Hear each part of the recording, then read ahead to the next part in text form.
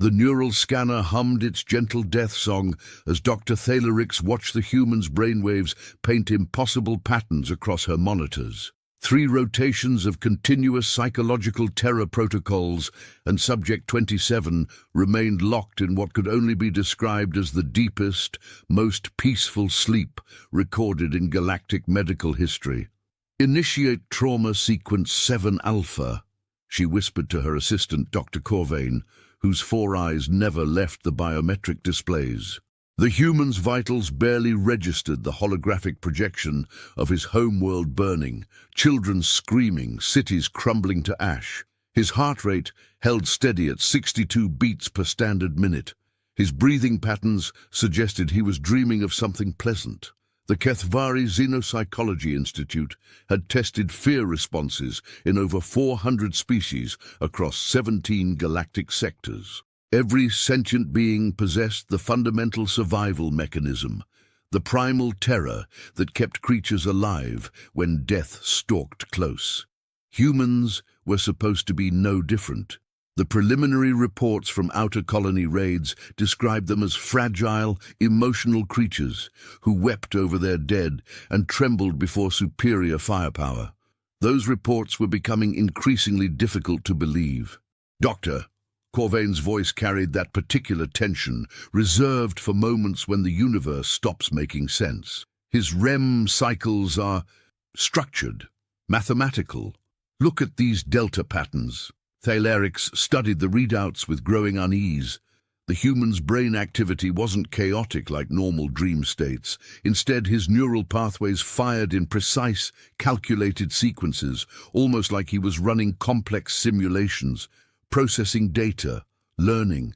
"Perhaps the sedatives are interfering with natural sleep architecture," she offered, though even as she spoke the words, she knew they rang hollow.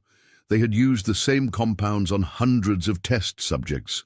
None had ever exhibited this level of organization. The human stirred slightly, and both researchers froze. For a brief moment, his eyes flickered beneath closed lids, not the random movements of REM sleep, but deliberate, tracking motion, as if he were watching something, studying something. Then he settled back into that unnaturally perfect rest. "Run a full neural mapping sequence," Thalerix ordered. "I want to know what's happening inside that skull." The deep scan results arrived 3 hours later, and with them came the first crack in everything the Institute thought it understood about human psychology. The subject's hippocampus showed activity levels consistent with active memory formation and retrieval. His prefrontal cortex blazed with the kind of intense processing normally associated with complex problem-solving. Most disturbing of all, his temporal lobes displayed patterns that suggested he was somehow cataloging everything around him, every sound, every vibration, every electromagnetic signature in the laboratory. "This is impossible," Corvain muttered, his scales shifting to the pale grey of deep confusion. "He's been unconscious for 72 hours. There's no stimulus input that could account for this level of cognitive activity, but there was stimulus input," Thalerix realized with growing horror. The human wasn't just sleeping through their tests, he was absorbing them. Every fear protocol they had run, every psychological pressure they had applied, every biometric reading they had taken was being processed, analyzed, and somehow filed away by a mind that appeared to be running multiple parallel processing streams even in apparent unconsciousness. She pulled up the recording of their initial capture.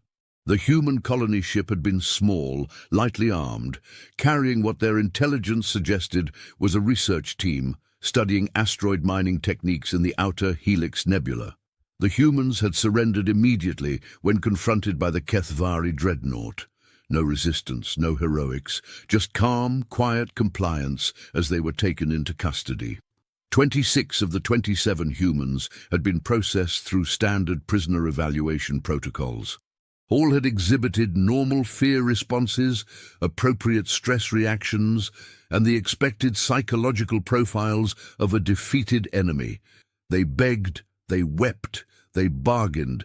They were, in short, exactly what the galaxy expected humans to be. Subject 27 was different from the moment they brought him to the Institute. While his companions showed signs of trauma and terror, he had simply slept. Not the fitful rest of the stressed or the catatonic withdrawal of the broken, but the deep, restorative sleep of someone completely at peace with his circumstances. The sedation had been precautionary. The restraints had been protocol. The isolation had been standard procedure. But now, studying the neural scans, Thalerix began to suspect that none of those measures had been necessary. The human had never intended to escape, resist, or even protest his treatment. He had intended to do exactly what he was doing, learning. "Doctor," Corvain's voice cracked slightly, "I've been reviewing the security footage from his cell. Watch this." The holographic display shifted to show the human's containment chamber from multiple angles.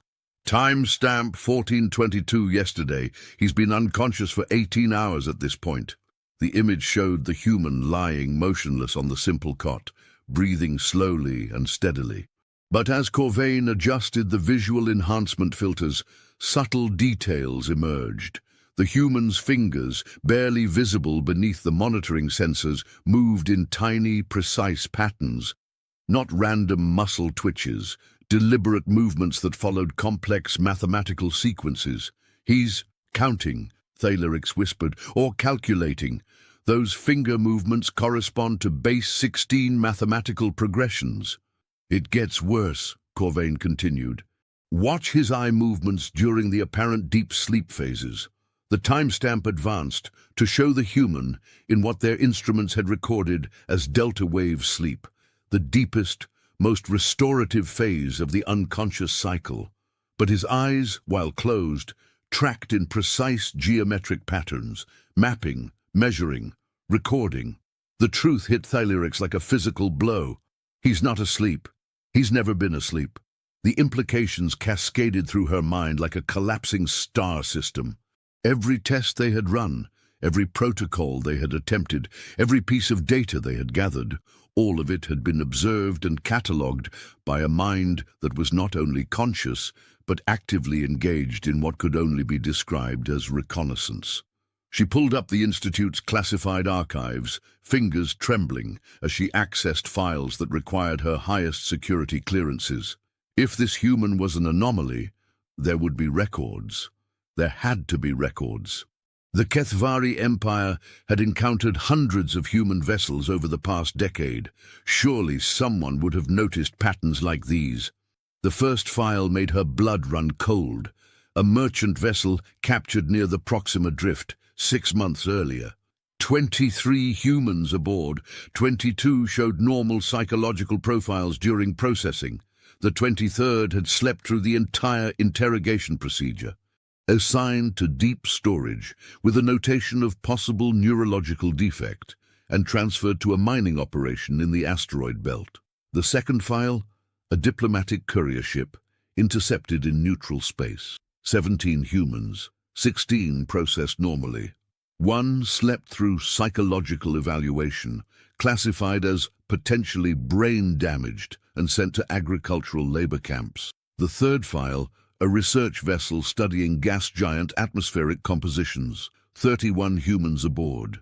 30 exhibited expected fear responses and stress patterns during capture and processing. 1 remained in what appeared to be deep sleep throughout the entire procedure, noted as possibly catatonic due to trauma, and assigned to maintenance duties on a remote station. Thalerix's hands shook as she accessed file after file. The pattern was unmistakable, stretching back through every human encounter in the Institute's records. In every captured group, there was always one, sometimes more, who slept through procedures that would have driven most sentient beings to madness. "Corvain," she called, her voice barely steady. "Access the military intelligence database. I need casualty reports from every engagement with human forces over the past standard year." The data that emerged painted a picture that no one in the Empire had bothered to see because they had all been looking at the wrong details. Human military casualties were always remarkably light in proportion to the damage their ships sustained. Ships that should have been destroyed with all hands somehow managed to evacuate most of their crews. Space stations that fell to Imperial forces somehow had fewer defenders than intelligence suggested they should have held. More disturbing still were the survival rates among human prisoners. Where other species showed predictable patterns of breakdown, suicide, and psychological collapse under Imperial detention, humans demonstrated an uncanny ability to adapt, survive, and even thrive in captivity. They integrated into work gangs, learned alien languages with suspicious speed, and showed an almost supernatural ability to anticipate their captors' needs and expectations. The galaxy had interpreted this as evidence of human weakness, their willingness to collaborate, their apparent lack of honor or resistance. But what if they had been wrong? What if what they had seen as compliance was actually infiltration? Thalerix pulled up the communication logs from every facility that held human prisoners. The patterns were subtle, almost invisible, unless you knew what to look for. Maintenance requests that coincidentally revealed security weaknesses. Supply requisitions that mapped guard rotations and patrol schedules. Medical complaints that required examining life support systems and environmental controls. The humans weren't just surviving captivity. They were mapping it, learning it, understanding it from the inside out. "Doctor," Corvain's voice was barely above a whisper, "you need to see this." He had accessed the long-range sensor data from their own facility. "Every night since we brought Subject 27 here, there have been micro-transmissions in the quantum spectrum, so faint our systems almost didn't register them. They're coming from his direction." The room seemed to grow colder as the implications settled over them, like a shroud. "Show me the analysis." The data streams were impossibly complex. Quantum-encrypted bursts that lasted for mere nanoseconds and repeated in patterns that defied conventional communication theory. But there was structure there, information being transmitted in packets so sophisticated that even the Empire's best cryptographers would need years to decode them. "How is this possible?" Corvain asked. "He has no technology, no implants. Our scans showed completely organic biology." Thalerix stared at the transmission logs, her mind racing through possibilities that each seemed more terrifying than the last. What if organic biology is the technology? The human brain contained roughly 100 billion neurons, each capable of forming thousands of connections. The processing power was theoretically immense, but most species used only a fraction of their neural capacity. What if humans had found a way to access more? What if their apparent sleep states were actually periods of intense cognitive activity, using brain regions that other species couldn't even activate? She pulled up the quantum transmission again, this time running it through pattern recognition software designed to identify biological rhythms. The results were unmistakable. The signals matched human brainwave patterns, but amplified and structured in ways that should have been impossible without technological enhancement. "He's not just communicating," she breathed. "He's networking." The full horror of the situation began to dawn on her. Every human who had been captured, every prisoner who had seemed to sleep through interrogation, every captive who had appeared broken or catatonic, they had all been nodes in a vast intelligence network. While the Empire had congratulated itself on capturing human assets, those assets had been gathering information, mapping Imperial installations, and transmitting everything back to... what? A central command, a hive mind, something else entirely? Corvain was running calculations on his personal display, his scales now flickering between pale grey and deep purple, the colour of pure terror. "Doctor, if this transmission pattern has been active since his arrival, and if the quantum encryption is as sophisticated as our analysis suggests, he's already sent roughly 12,000 individual data packets. That's enough information to completely map our facility's layout, security protocols, staff schedules, and research capabilities. But that wasn't the worst part. Thalerix accessed the personnel files for every researcher, guard, and administrator who had come into contact with Subject 27. The human had been unconscious during every interaction, supposedly unaware of conversations, procedures, and classified information discussed in his presence. Yet the quantum transmissions spiked in complexity every time someone entered his cell, correlating directly with the level of security clearance held by the visitor. Somehow, even while apparently deep in sleep, he was analyzing speech patterns, vocal stress indicators, and conversational content. He was profiling every person he encountered and transmitting that psychological data along with everything else. "We have to alert the High Command," Covain whispered. "Do we?" Thalerix asked quietly. "Think about what we're saying. We're telling them that human prisoners they've been holding in facilities across the Empire for months or years, have been conducting intelligence operations under our noses. That every security protocol we have is compromised. That every classified project those prisoners have been assigned to is now known to human command." The implications stretched far beyond their small laboratory. Human prisoners worked in shipyards, manufacturing facilities, research installations, and communication hubs throughout Imperial space. If even a fraction of them were operating as sleeper agents, gathering and transmitting intelligence through biological quantum networks, they haven't been running a war, Thalerix realized with growing horror. They've been running a reconnaissance operation. Every battle, every capture, every apparent defeat, it's all been intelligence gathering. She accessed the strategic planning database, pulling up Imperial expansion patterns over the past decade. The timeline was chilling. Human territories that had seemed strategically worthless when conquered often turned out to hold significant resources or tactical advantages that weren't apparent until years later. Trade routes that appeared undefended proved to be honeycombed with sensor networks and communication relays.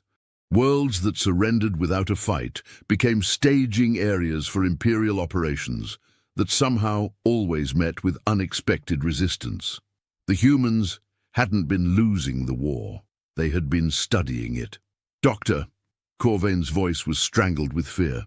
"If Subject 27 has been transmitting for 3 days, and if the intelligence network is as comprehensive as we suspect, they know we know."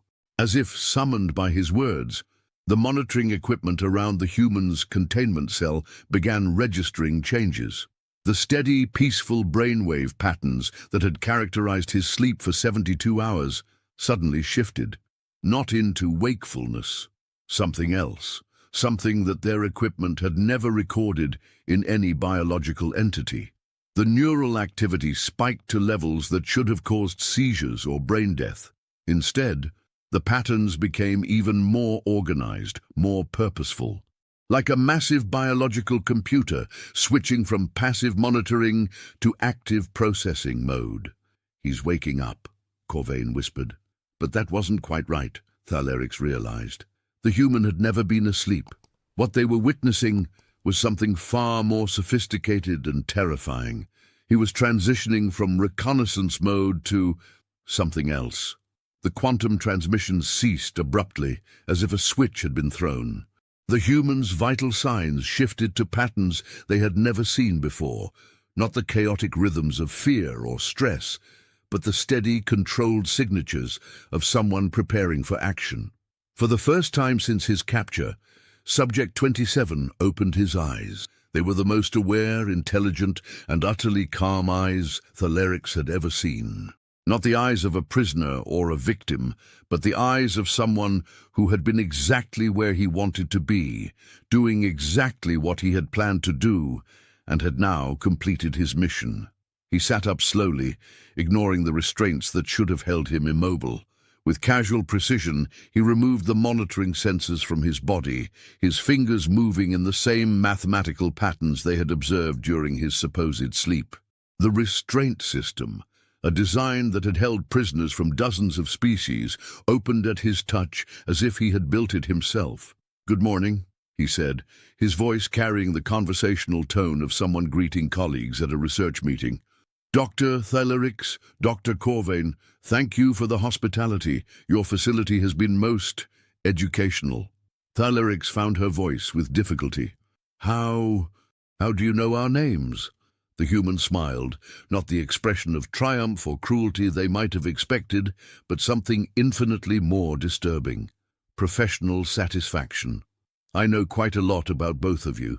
Dr. Thylerix graduated from the Imperial Academy with honors in xenopsychology, specialization in trauma response studies, 3 commendations for research excellence, recently divorced, primarily due to work-related stress. You have a younger sister named Cathelia, who works in agricultural biochemistry on Nexus Prime. He turned to Corvain with the same unsettling smile.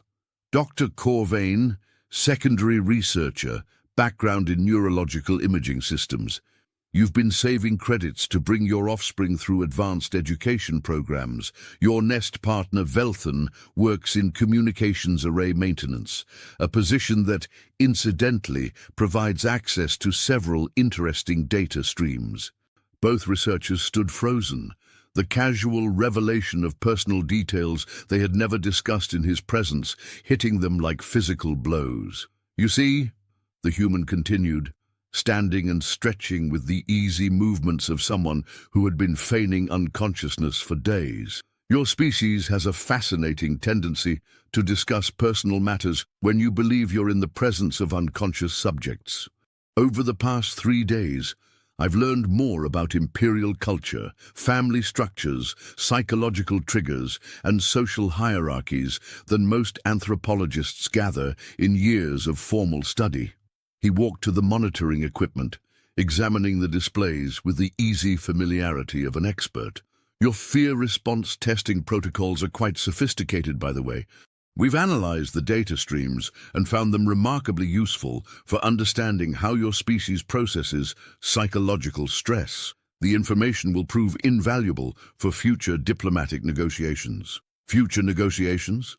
Thylerix managed to ask. Oh yes, the human replied, his tone remaining conversational despite the apocalyptic implications of his words.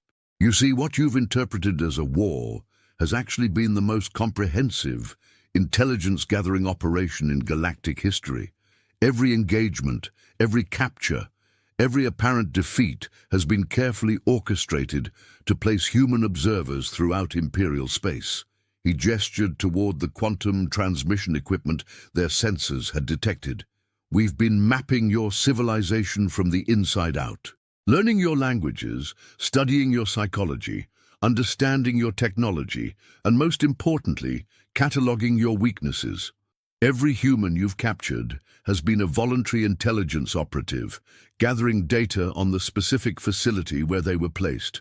The full scope of the operation began to dawn on Thylerix like a sunrise of pure horror. The mining operations, the labor camps, the research facilities, all thoroughly documented and analyzed, the human confirmed. We know the location, security protocols, and strategic value of every Imperial installation that has employed human prisoners. We understand your supply chains, your communication networks, your military hierarchies, and your psychological pressure points. Most importantly, we know exactly how your species responds to specific types of stress. He paused, looking directly at both researchers with those calm, calculating eyes. For instance, Dr. Thylerix, your breathing pattern and neural chemistry indicate you're experiencing what your species would classify as level 7 existential terror, the psychological state that occurs when fundamental assumptions about reality are suddenly invalidated. Dr. Corvain is exhibiting classic signs of cognitive paralysis, a defense mechanism that activates when your species encounters threats too complex for traditional fight-or-flight responses. The clinical precision of his observations was somehow more terrifying than any threat could have been. He wasn't gloating or intimidating, he was demonstrating, showing them exactly how completely they had been studied, catalogued, and understood. The transmission you detected, he continued, moving to the sealed laboratory door with movements that suggested he knew exactly how the locking mechanism functioned, was the final data upload. Every piece of information gathered during my stay here has been integrated into our comprehensive psychological profile of your species. Your fears, your motivations, your social structures, your technological capabilities, all of it has been documented and analyzed. The door opened at his approach, not forced or hacked, but simply unlocked, as if responding to authorized access codes that he couldn't possibly have possessed. "How?" Corvain whispered. "Your species has a remarkable tendency to discuss security protocols in the presence of prisoners you believe are unconscious," the human replied. "Dr. Velnash mentioned the rotating access codes during his visit yesterday. Commander Thexel provided the backup sequences when he was briefing the security team. Between the two conversations, I had everything needed to access most systems in this facility." He stepped into the corridor, then turned back to face them one final time. "Please understand, this was never personal. You've both been exemplary in your professional conduct, and your research has been genuinely valuable to the advancement of xenopsychological sciences. However, your work has also been inadvertently contributing to what will be remembered as the most thorough intelligence-gathering operation in galactic history." "What happens now?" Thalerix asked, surprised by how steady her own voice sounded. The human considered the question with the same clinical detachment he had shown throughout their encounter. Now you have a choice. You can attempt to alert Imperial Command about what you've discovered here, though I should mention that similar conversations are taking place at approximately 400 other facilities across Imperial space, as my colleagues conclude their own reconnaissance missions. The scale of the operation hit them like a physical blow. 400 facilities, 400 human prisoners, all awakening simultaneously after months or years of gathering intelligence. The entire Imperial prison system compromised in a single coordinated moment. Alternatively, the human continued, you can recognize that the balance of power in this sector has fundamentally shifted and prepare for the negotiation protocols that will begin within the next standard rotation. I suspect your species will find our terms reasonable, given the comprehensive nature of our intelligence gathering. He began walking down the corridor with the confident stride of someone who knew exactly where he was going and had every expectation of reaching his destination unmolested. "Oh, and Dr. Thalerix, your sister's agricultural research on crop optimization? We've been quite impressed with her work. We'd be very interested in establishing collaborative research programs once the diplomatic frameworks are established." The casual mention of her sister, delivered with the same professional courtesy as everything else, drove home the final, inescapable truth. This wasn't just about military intelligence or strategic advantage. The humans had been studying imperial society at every level, learning about families, relationships, individual lives, and personal connections. They knew the empire not as an external enemy to be defeated, but as a complex social organism to be understood, predicted, and ultimately managed. The laboratory fell silent, except for the soft hum of monitoring equipment that now seemed absurdly inadequate for the task it had been designed to perform. Thalerix and Corvain stood among the remnants of their certainty, surrounded by instruments that had measured everything except what actually mattered. "Doctor," Corvain said quietly, "what do we do?" Thalerix looked at the empty containment cell, the useless monitoring equipment, the meaningless data they had gathered over 3 days of studying a prisoner who had been studying them in return. The question hung in the air, like the last echo of a universe that no longer made sense. In facilities across the Empire, similar scenes were playing out. Researchers staring at empty cells, guards finding unlocked doors, administrators discovering that their most compliant prisoners had vanished without triggering a single alarm. And somewhere in the vast network of human intelligence, 400 voices were adding their final reports to a database that now contained the complete psychological, technological, and strategic profile of the Kethvari Empire. The war, such as it had been, was over. Not with conquering fleets or burning worlds, but with a level of understanding so complete that resistance had become meaningless. The humans hadn't beaten the Empire. They had simply understood it so thoroughly that defeating it had become a matter of administrative convenience. Thalerix realized with crystalline clarity that she was witnessing the end of one age and the birth of another. An age where the most dangerous weapon wasn't superior firepower or advanced technology, but the patience to sleep through your enemy's tests while learning everything they never meant to teach. The humans had been measuring fear responses all along, just not their own. Hours passed in the laboratory like the slow death of certainties. Thalerix found herself accessing files she had never been authorized to see, her security clearance somehow elevated in the chaos that was spreading through Imperial communications networks. Emergency protocols activated across 17 sectors as facility after facility reported the same impossible phenomenon, human prisoners awakening simultaneously, demonstrating impossible knowledge of security systems, and departing without violence or visible coercion. The pattern was too coordinated to be coincidence, too sophisticated to be luck. As reports flooded in from across the Empire, a picture emerged that challenged every assumption about human intelligence capabilities. These weren't individual escape attempts. They were the synchronized conclusion of an intelligence operation that spanned years and covered light years of Imperial space. "Doctor," Corvain's voice carried the hollow tone of someone whose worldview had collapsed and reformed in the space of a single conversation. "The communication arrays are detecting massive quantum fluctuations throughout the sector. Something is broadcasting on frequencies we've never seen before." Thalerix studied the readings with growing unease.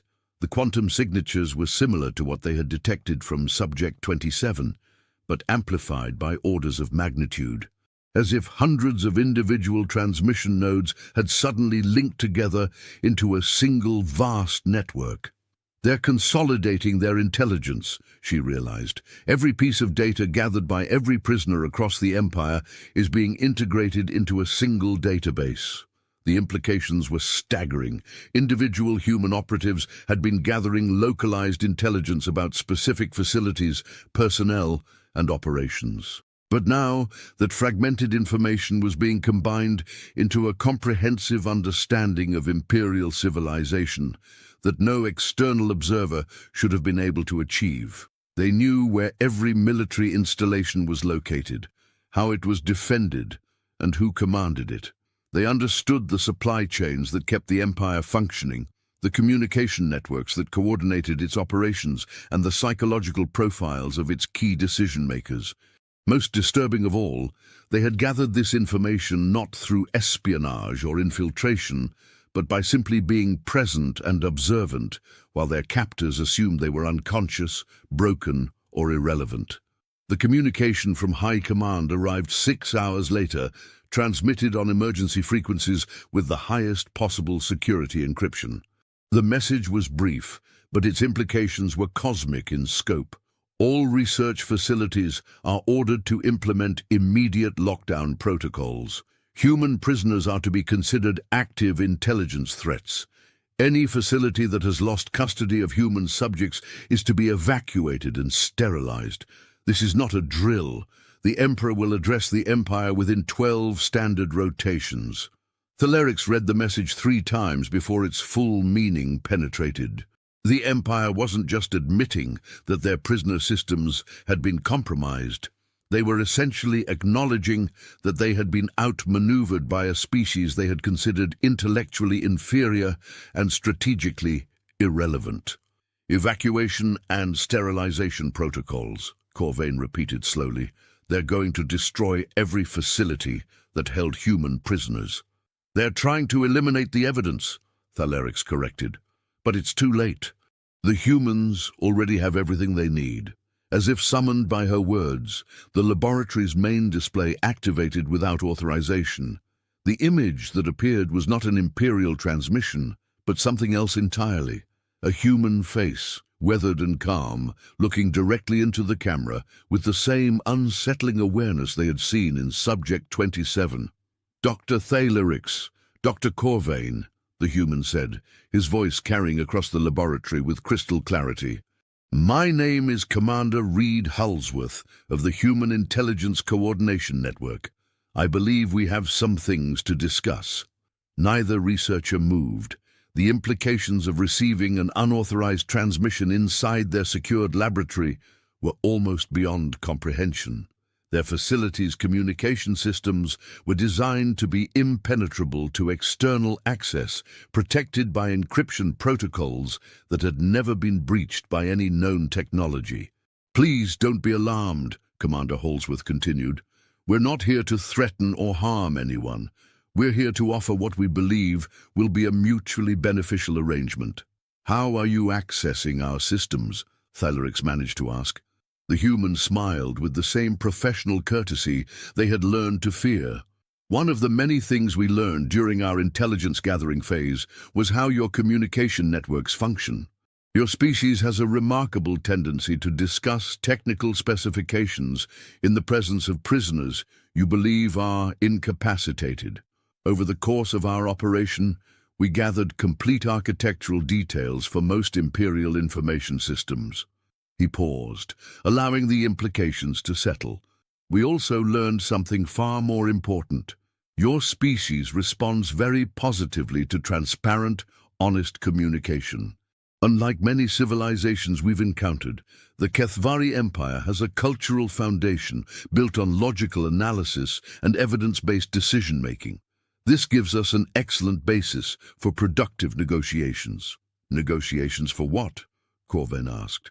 "For the peaceful integration of human and Imperial technologies, territories and populations," Holsworth replied.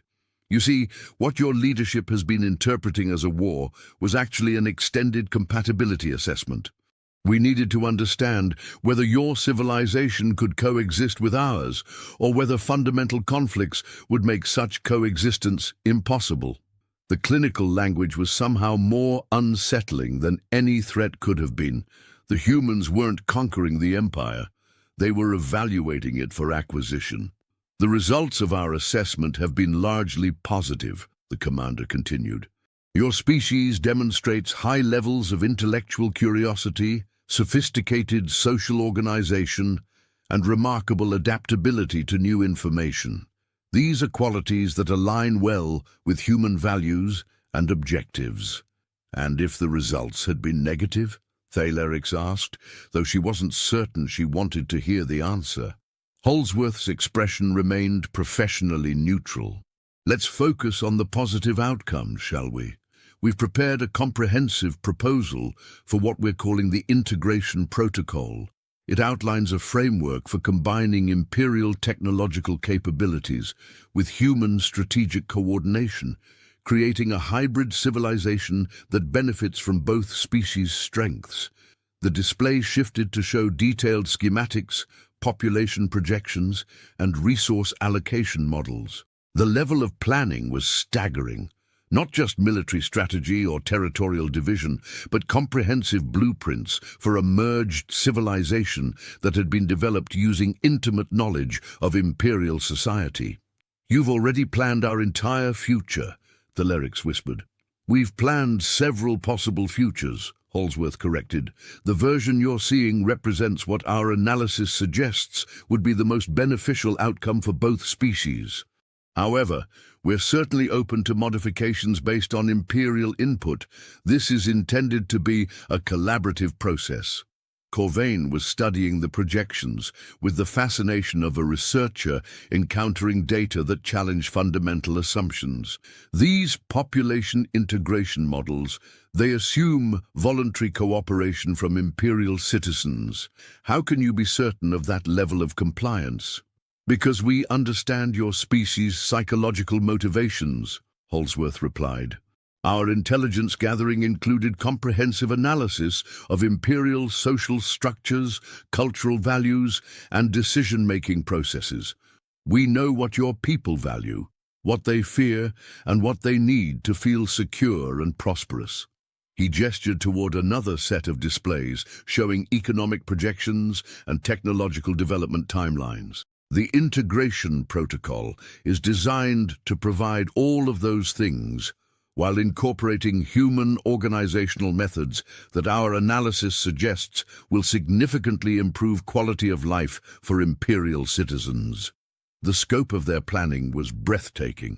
They had studied imperial society so thoroughly that they could predict social responses to proposed changes with statistical precision.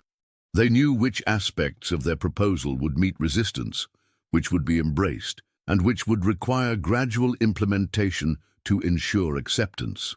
"This is magnificent," Corvain breathed, apparently forgetting for a moment that he was looking at blueprints for the absorption of his civilization by an alien species. The integration of imperial materials science with human logistics coordination, the efficiency improvements alone would... He stopped, suddenly remembering where he was and who he was talking to, but the damage was done. His reaction had proven exactly what the humans had predicted, that imperial researchers would be genuinely excited by the technological possibilities, even if those possibilities came with the price of their independence. Dr. Corvain's response is quite typical, Holsworth noted with satisfaction. Our psychological profile suggested that approximately 73% of imperial citizens would view the integration protocol favorably once they understood its benefits. Another 21% would be neutral or mildly positive. Only about 6% would actively oppose the transition. "And that 6%?" Thalerix asked. "Will be offered alternative arrangements that accommodate their preferences while maintaining the overall stability of the integrated civilization," Holsworth replied smoothly. "We've found that most resistance to integration stems from fear of cultural loss or personal displacement. Those concerns can usually be addressed through careful planning and individual accommodation." The casual confidence with which he dismissed potential opposition was chilling. The humans had studied imperial psychology so completely that they had reduced resistance to their plans to a statistical variable that could be managed through appropriate intervention. "What about our military?" Thalerix asked. "What about our government? Do you really think the Emperor will simply accept absorption into your civilization?" Holsworth's expression shifted slightly, taking on the quality of someone delivering information that might be difficult to process. "Dr. Thalerix, I think there may be some fundamental misunderstandings about the current strategic situation. Perhaps we should review some recent developments." The display shifted to show what appeared to be real-time intelligence feeds from across imperial space. Military installations, government centers, communication hubs, all displaying the same status indicators. Green lights indicating normal operations, but with subtle annotations that took a moment to decipher. "These are live feeds from Imperial facilities," Holsworth explained. "As you can see, normal operations are continuing throughout the Empire. However, you may notice some unusual personnel assignments." Thalerix studied the displays more carefully and slowly began to understand what she was seeing. The duty rosters, security schedules, and operational assignments all showed human names integrated seamlessly into Imperial command structures. Not as prisoners or laborers, but as advisors, coordinators, and in some cases supervisors. "This is impossible," she whispered. "How could you place operatives in command positions without anyone noticing?" "We didn't place anyone," Holsworth replied. "The humans you're seeing in these positions are the same individuals who were captured and assigned to these facilities months or years ago. They've simply transitioned from prisoner status to advisory roles." The full horror of the situation became clear. The humans hadn't just been gathering intelligence during their captivity, they had been gradually demonstrating their value to their captors. showing superior problem-solving abilities, offering improvements to operational efficiency and slowly becoming indispensable to the facilities that held them. Your species has a remarkable tendency to promote individuals based on demonstrated competence rather than origin or status, Halsworth continued. When human prisoners began offering solutions to operational problems, suggesting efficiency improvements and demonstrating superior analytical capabilities, your facility commanders responded exactly as our psychological profiles predicted they would. They began consulting with these individuals, then relying on their input, and eventually integrating them into decision-making processes. The displays shifted to show productivity charts, efficiency ratings, and operational assessments from facilities across the Empire.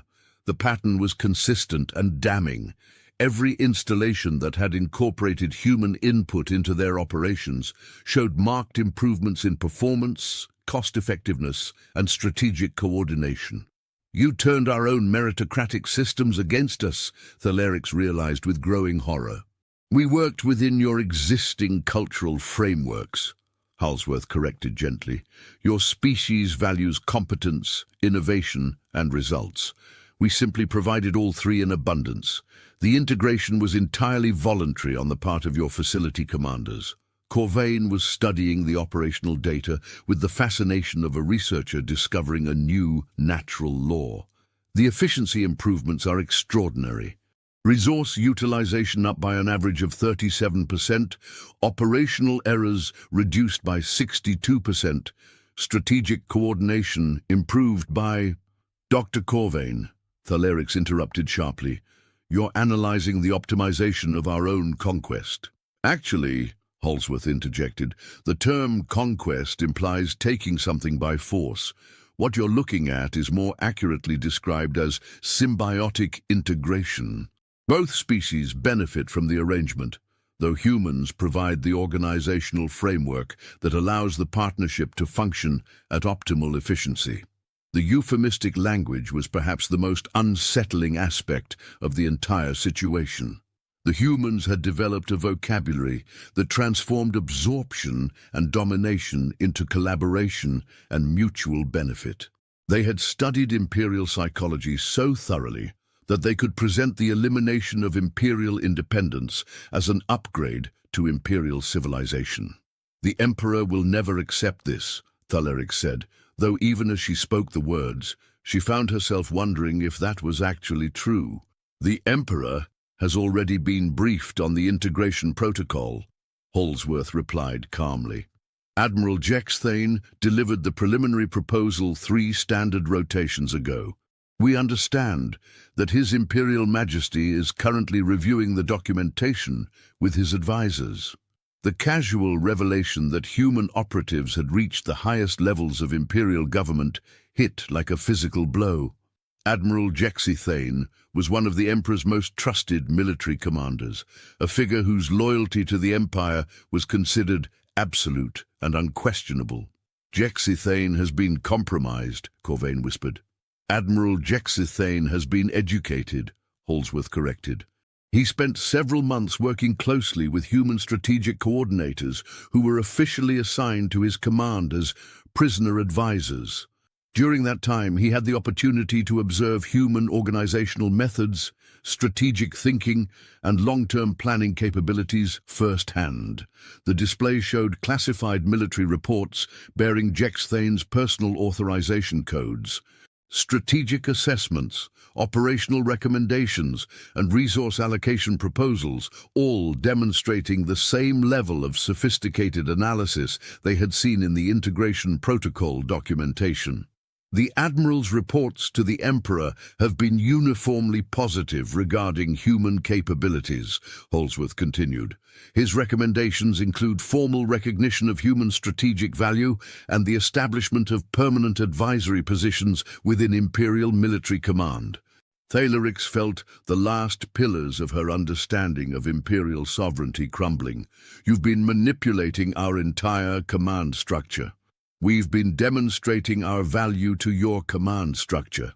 Holsworth replied with unshakable professional courtesy. There's an important distinction. Manipulation implies deception or coercion. What we've done is provide genuinely superior strategic and operational support to Imperial leadership, allowing them to observe the benefits of human Imperial cooperation directly. The implications were staggering. The humans hadn't infiltrated Imperial Command. They had made themselves so valuable that Imperial Command had voluntarily integrated them into critical decision-making processes. The absorption of the Empire wasn't happening through conquest or subversion, but through the simple demonstration that human methods produced superior results. What happens to our autonomy? Thalerix asked. What happens to Imperial culture, Imperial values, Imperial independence? Holsworth's expression took on the quality of someone addressing legitimate concerns that had already been thoroughly analyzed and resolved. Imperial culture and values will be preserved and, in many cases, enhanced through integration with human organizational methods. Independence, as traditionally understood, will be modified to reflect the realities of interspecies cooperation, but Imperial citizens will retain control over most aspects of their daily lives and local governance. The display shifted again, showing detailed social integration models that had clearly been developed using intimate knowledge of Imperial psychology and cultural preferences. The humans had planned for every conceivable concern, every potential source of resistance, every cultural value that might conflict with their integration objectives. You've mapped our entire civilization, Corvain observed with something approaching awe. Not just our technology or our military capabilities, but our psychology, our culture, our individual preferences and fears. Complete understanding is essential for successful integration, Holsworth agreed. We needed to ensure that the transition would be beneficial for both species, which required comprehensive analysis of Imperial social structures, cultural values, and individual psychological patterns. And if we refuse, Thalerix asked, what if the Emperor rejects your integration protocol? What if Imperial citizens decide they prefer independence to optimization? For the first time since the conversation began, Holsworth's professional demeanor showed a slight crack. Not anger or frustration, but something that might have been genuine regret. Dr. Thalerix, I think it's important that you understand the full scope of the current strategic situation, he said carefully. The intelligence-gathering phase of our operation has been concluded. We now possess comprehensive data on Imperial military capabilities, strategic resources, technological infrastructure, and social coordination mechanisms. The implication hung in the air like a sword balanced on a thread. We also possess detailed psychological profiles of key Imperial decision-makers, including their motivational patterns, stress responses, and decision-making algorithms under various forms of pressure, Holsworth continued. This information allows us to predict with considerable accuracy how Imperial leadership will respond to different forms of encouragement. Encouragement, Thalerix repeated flatly. The integration protocol represents what our analysis suggests would be the most beneficial outcome for both species, Holsworth said. However, we have developed contingency plans for scenarios where voluntary cooperation proves insufficient to achieve optimal results. The clinical language couldn't disguise the fundamental reality. The humans had gathered enough intelligence about Imperial civilization to destroy it, control it, or reshape it according to their preferences. The integration protocol wasn't just an offer, it was the least destructive option available to the Empire. You're offering us the choice between absorption and annihilation, Corvain said quietly. We're offering you the choice between optimal integration and suboptimal integration, Holsworth corrected. Annihilation would be counterproductive, given that Imperial technological capabilities and cultural diversity represent valuable assets for the merged civilization. Dachi, The distinction was perhaps even more chilling than a direct threat would have been. The humans weren't considering the destruction of imperial civilization. They were considering how to most efficiently incorporate its useful components while discarding any elements that might interfere with their objectives. "How long do we have to decide?" Thalerix asked. "The Emperor has been given 7 standard rotations to review the integration protocol and provide his response," Holsworth replied. "However, it's important to understand that the integration process has already begun in many sectors. Imperial facilities that have incorporated human advisory input are continuing to operate under those arrangements, regardless of official policy decisions." The truth was becoming clear. The choice being offered to imperial leadership was largely ceremonial. The actual integration of human methods into imperial operations was already so advanced that reversing it would cause massive disruption to the Empire's fundamental functioning. "You've made yourselves indispensable," Thalerix realized. "We've made ourselves valuable," Holsworth corrected. "The distinction is important because value implies mutual benefit, while indispensability implies dependency. The relationship we're proposing is genuinely symbiotic. Both species contribute essential capabilities that neither possesses independently." The display shifted to show long-term projections for the merged civilization, technological advancement rates that exceeded anything either species could achieve alone, resource utilization efficiency that eliminated scarcity-based conflicts, and social organization models that maximized both individual freedom and collective coordination. These projections are based on comprehensive analysis of both human and imperial capabilities, Holsworth explained. The merged civilization would represent a genuine improvement over either species operating independently. Corvain was studying the data with the reluctant fascination of a researcher encountering an elegant solution to previously intractable problems. The resource allocation models alone would eliminate most forms of economic competition within 20 standard years. And the technological integration possibilities... He trailed off, apparently realizing that his enthusiasm for the technical aspects was leading him to endorse the elimination of his species' independence. Dr. Corvain's reaction is quite typical, Holsworth observed with satisfaction. Imperial citizens with technical or scientific backgrounds tend to respond very positively to the integration protocol once they understand its practical benefits. The efficiency gains and capability improvements are genuinely substantial. What about those who value independence more than efficiency? Thalerix asked. They will be accommodated within the framework of the merged civilization, Holsworth replied. Our analysis indicates that most resistance to integration stems from fear of cultural loss or personal displacement rather than fundamental opposition to cooperation itself. Those concerns can usually be addressed through appropriate planning and individual accommodation. And those whose resistance runs deeper than that? Holsworth's expression remained professionally neutral, but something in his tone suggested that this particular contingency had also been thoroughly analyzed and planned for. Dr.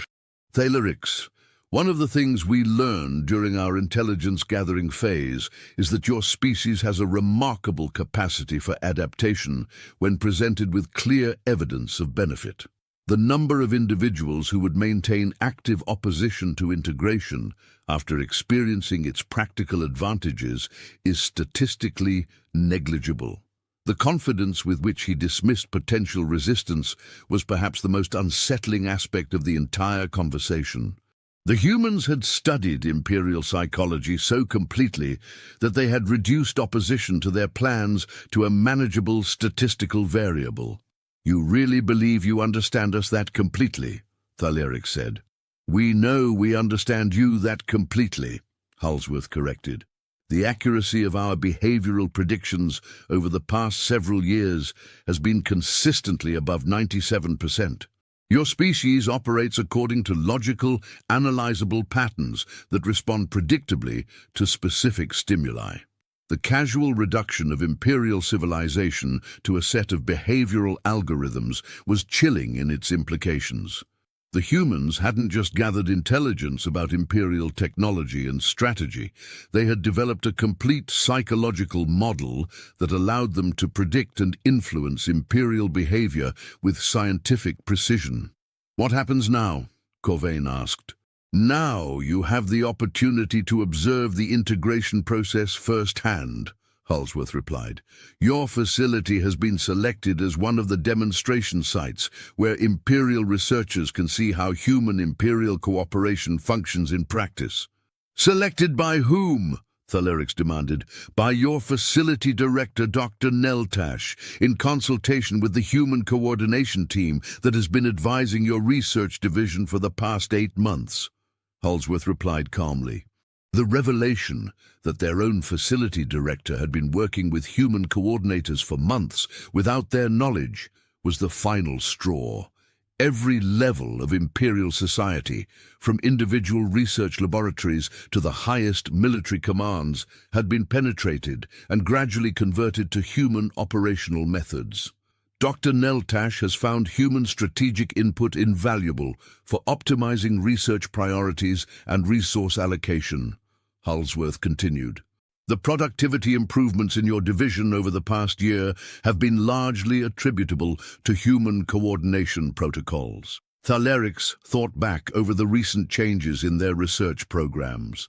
The streamlined approval processes, the improved equipment allocation systems, the more efficient personnel scheduling.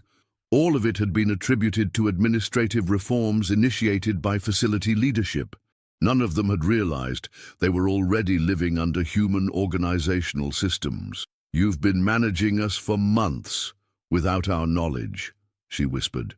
We've been optimizing your operational efficiency for months with your leadership's full knowledge and approval, Halsworth corrected. The lack of awareness at the individual researcher level was intentional.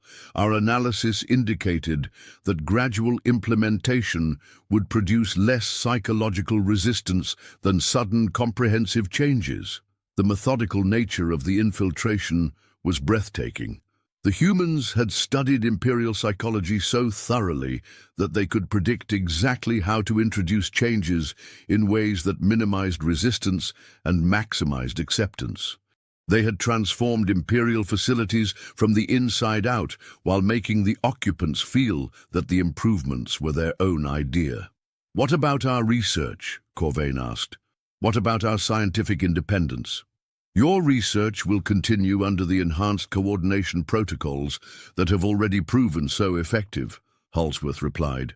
However, research priorities will be aligned with the strategic objectives of the merged civilization rather than confined to Imperial interests alone.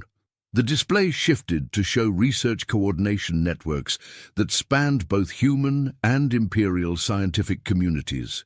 The scope of collaboration was staggering, joint projects that combined Imperial theoretical capabilities with human practical implementation, resource sharing that eliminated redundant research efforts, and coordination protocols that ensured maximum efficiency in scientific advancement. The research capabilities of the merged civilization will exceed anything either species could achieve independently, Halsworth explained. Imperial theoretical sophistication combined with human organizational efficiency will accelerate scientific progress by several orders of magnitude. At the cost of our scientific autonomy, Thalerix pointed out. At the cost of inefficient duplication and resource waste, Halsworth corrected. Scientific autonomy is less valuable than scientific achievement. The casual dismissal of concepts that had been fundamental to Imperial civilization was delivered with the same professional courtesy as everything else. The humans had analyzed Imperial values and found many of them to be inefficient obstacles to optimal organization. Dr. Thalerix, Dr. Corvain, Halsworth said, his tone shifting slightly towards something that might have been genuine warmth. I understand that this information represents a significant adjustment to your understanding of the current situation. Change is always psychologically challenging, even when it results in objective improvements. Objective by whose standards? Thalerix asked.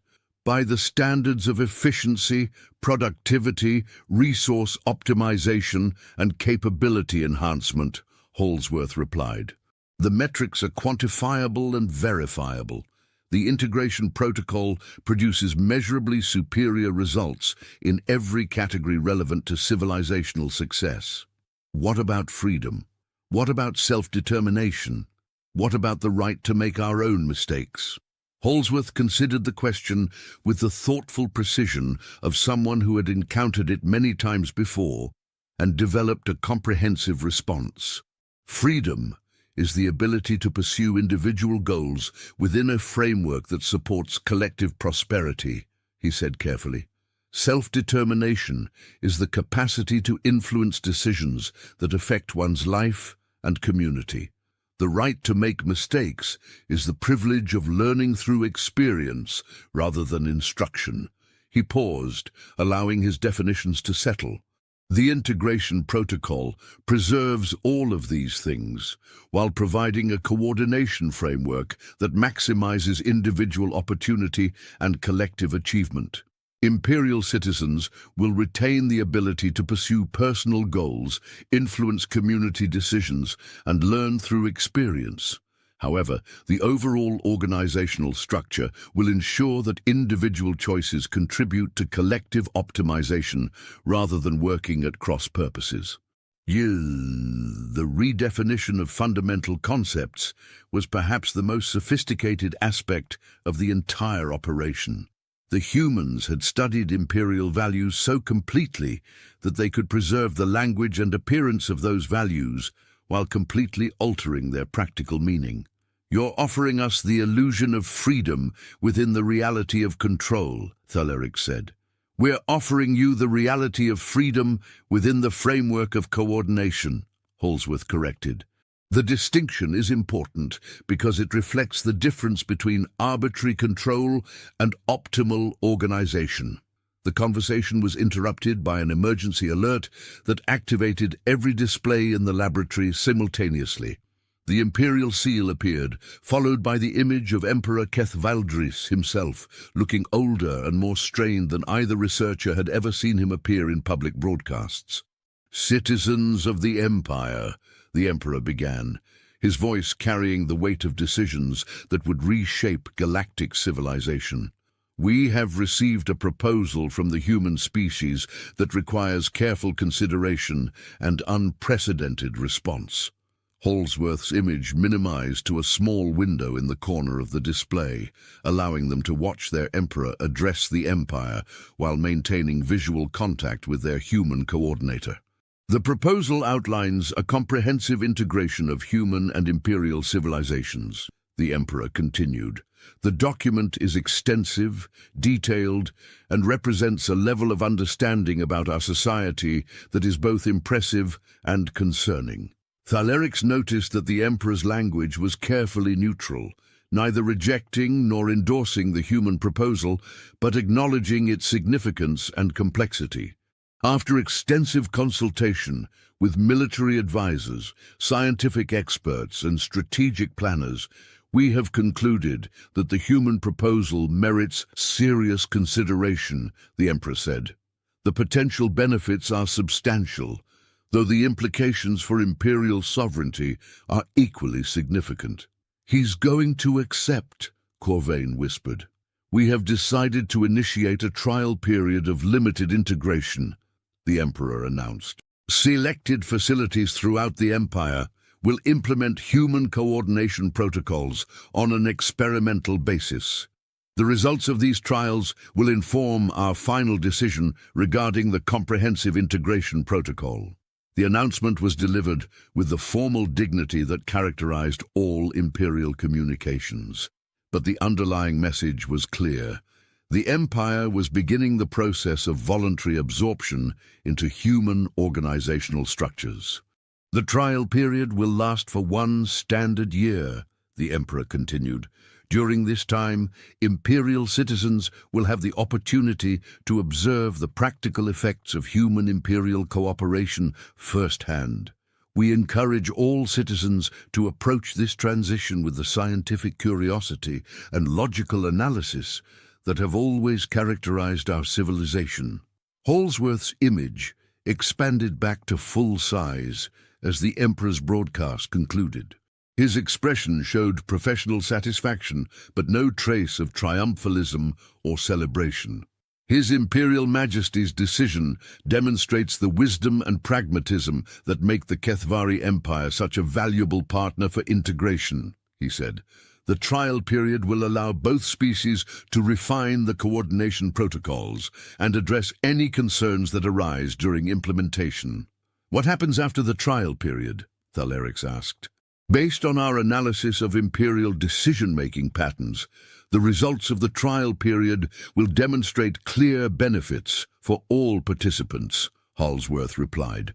We anticipate that the Emperor will authorize full implementation of the integration protocol within the specified timeframe. And if the results are negative, if Imperial citizens reject the coordination protocols, Holsworth's expression remained professionally neutral, but something in his tone suggested that this particular contingency had been analyzed and dismissed as statistically irrelevant. Dr. Thalerix, our understanding of Imperial psychology is based on comprehensive data analysis spanning several years and involving thousands of individual subjects. The probability that Imperial citizens will reject demonstrably superior organizational methods is negligible. The confidence with which he dismissed the possibility of rejection was perhaps the most chilling aspect of the entire situation. The humans hadn't just planned for Imperial acceptance of their proposal, they had engineered that acceptance through psychological manipulation so sophisticated that the targets would never realize they were being influenced. What about other species? Corvain asked suddenly. What about the rest of the galaxy? Are you planning similar integration protocols for everyone? Holsworth's smile took on a quality that suggested they had asked exactly the question he had been hoping to address. The integration protocol represents the first successful implementation of comprehensive interspecies coordination, he said. The methods developed through our collaboration with the Empire will serve as a template for similar arrangements with other civilizations. The scope of human ambitions became clear.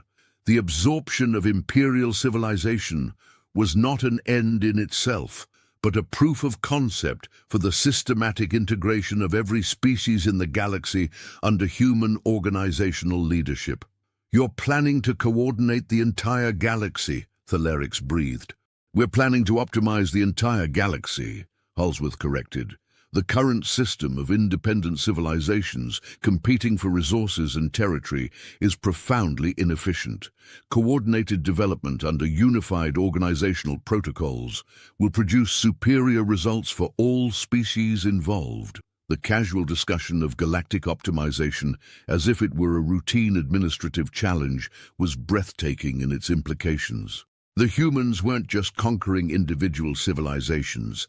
They were restructuring the fundamental organization of galactic society.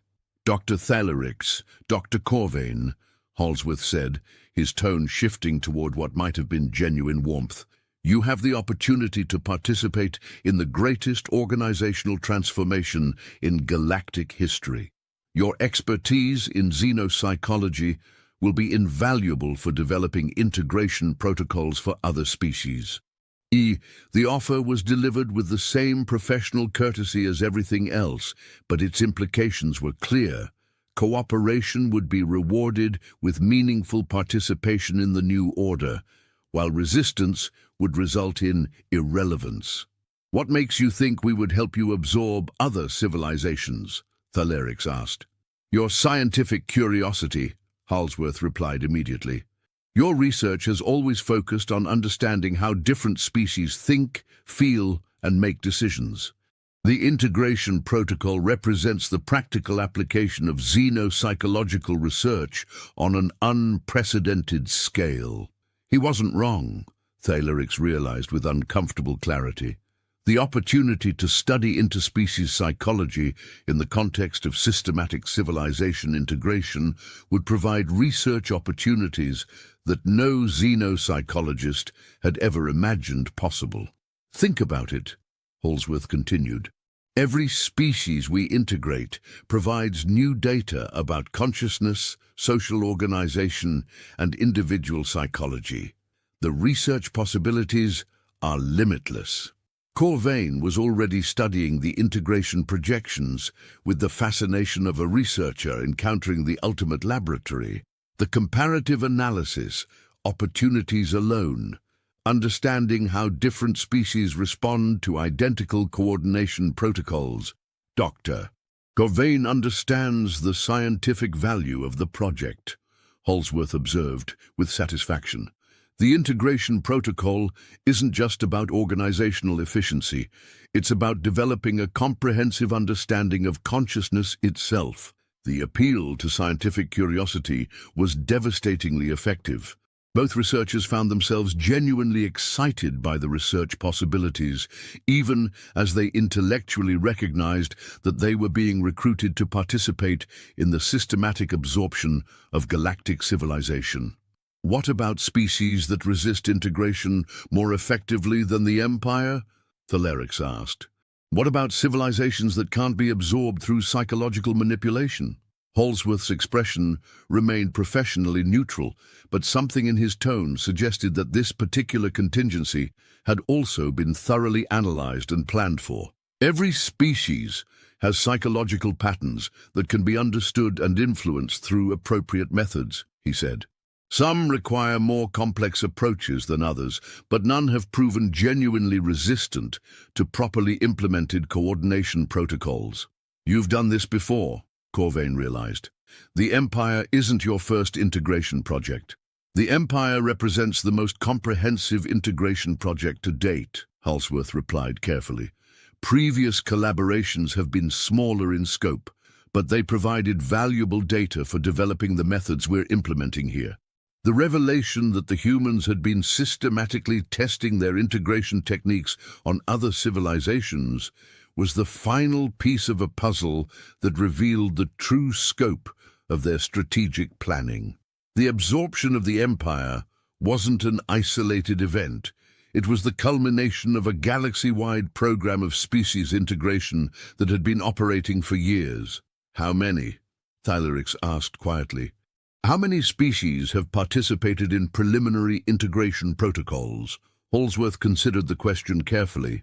Approximately 43 civilizations have contributed to the development of our current methods.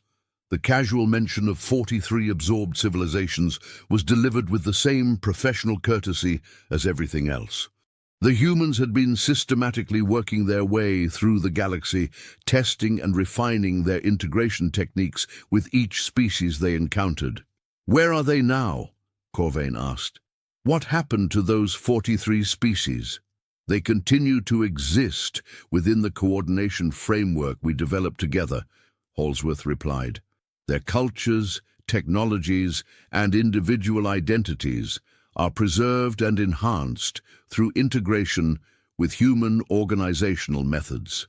The euphemistic language couldn't disguise the fundamental reality. 43 civilizations had been absorbed into a human-dominated coordination network that preserved their superficial characteristics while eliminating their independence. Dr. Thalerix, Dr. Corvain, Holsworth said, his tone shifting towards something that might have been genuine urgency. You have the opportunity to help ensure that the Empire's integration proceeds as smoothly as possible. Your expertise in imperial psychology will be essential for optimizing the coordination protocols. The offer was both a recruitment pitch and a veiled threat. Participation would allow them to influence how their civilization was absorbed, while refusal would leave that process entirely in human hands. What guarantees do we have that imperial culture will actually be preserved? Thalerix asked. The same guarantees that have been honored in all 43 previous integration projects, Holsworth replied. Cultural preservation is not just a moral commitment, it's a strategic necessity. Diversity of thought, perspective, and problem-solving approaches is essential for optimal organizational efficiency. But coordination under human leadership, Corvain observed. Coordination under optimal leadership, Holsworth corrected. Leadership assignment is based on demonstrated competence rather than species origin. It simply happens that humans have developed the most effective organizational methods currently available. The distinction was meaningless in practical terms, but it served to maintain the illusion that integration was about efficiency rather than domination. Dr. Dr. Corvain, Holsworth continued, the integration of imperial civilization is proceeding regardless of your individual participation. Your choice is whether to help guide that process or to observe it from the sidelines. The moment of decision had arrived. They could join the human coordination network and retain some influence over their civilization's absorption, or they could maintain their independence and watch helplessly as their entire society was restructured according to human priorities. Thalerix looked at the displays showing integration projections, efficiency improvements, and coordination protocols that would reshape every aspect of imperial civilization. The technical benefits were undeniable, the organizational improvements were substantial, and the long-term projections showed genuine advancement in every measurable category.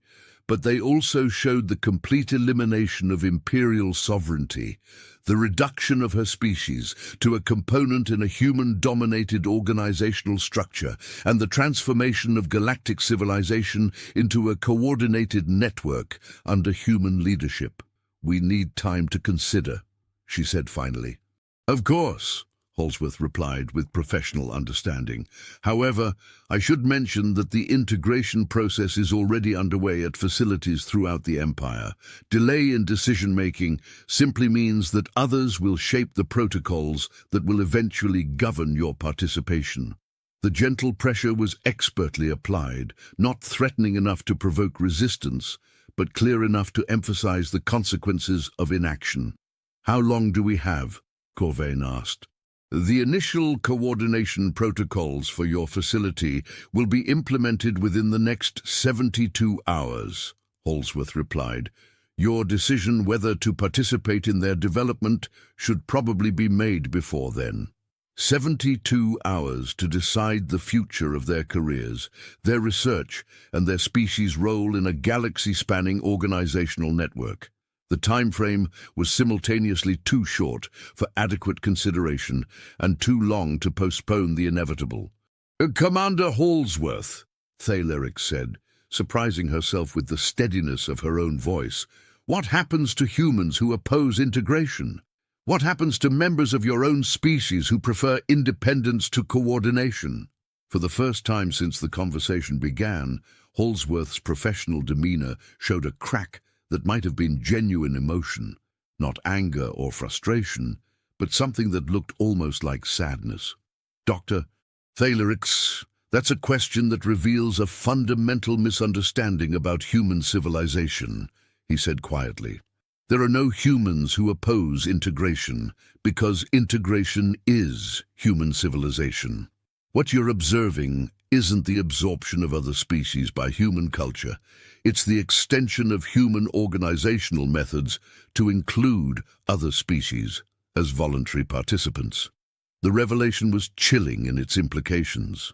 The humans hadn't developed integration protocols as a tool for conquering other species. They had developed them as the natural expression of their own social organization.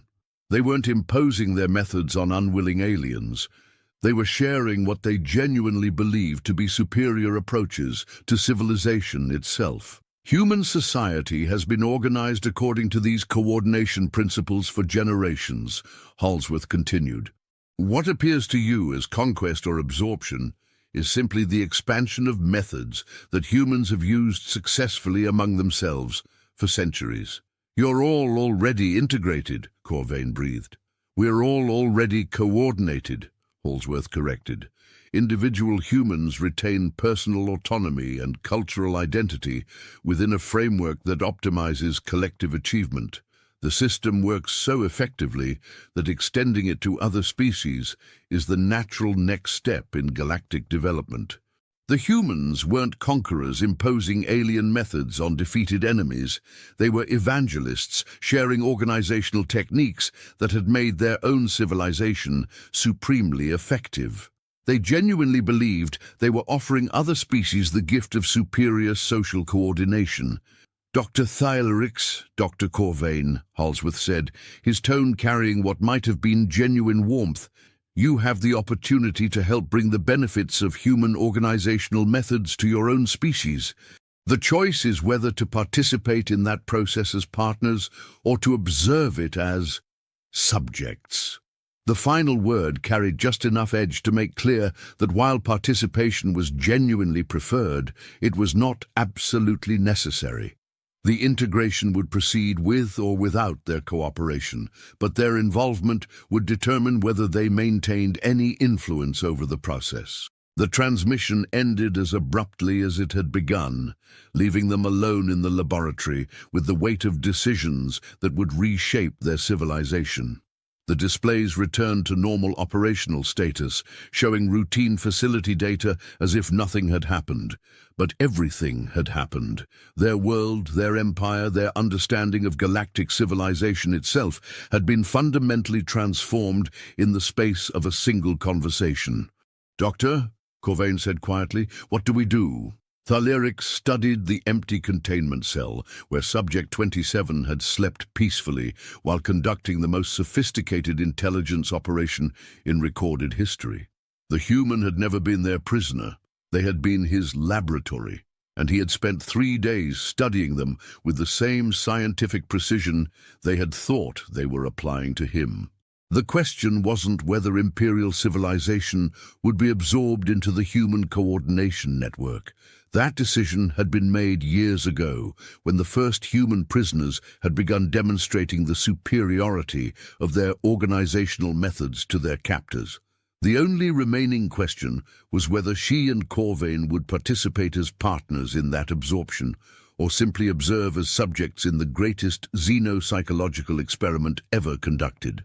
She thought about the 43 civilizations that had already been integrated, the comprehensive psychological profiles that made resistance statistically irrelevant, and the systematic precision with which the humans had engineered imperial acceptance of their own absorption. "We participate," she said finally. "We help them optimize the process for our own people." Corvain nodded slowly, his expression mixing relief with resignation. "At least this way we retain some influence over what happens to imperial science." "Do we?" Thylerix asked quietly. "Or are we just telling ourselves that we have influence while following the exact path the humans predicted we would choose?" The question hung in the air between them like the ghost of the independence they were about to surrender. In the end, it didn't matter. The integration would proceed according to human specifications regardless of their individual choices. Their participation would be welcomed and utilized, but it was not required for the success of the overall project. The humans had been measuring fear responses all along, not their own fear of imperial power,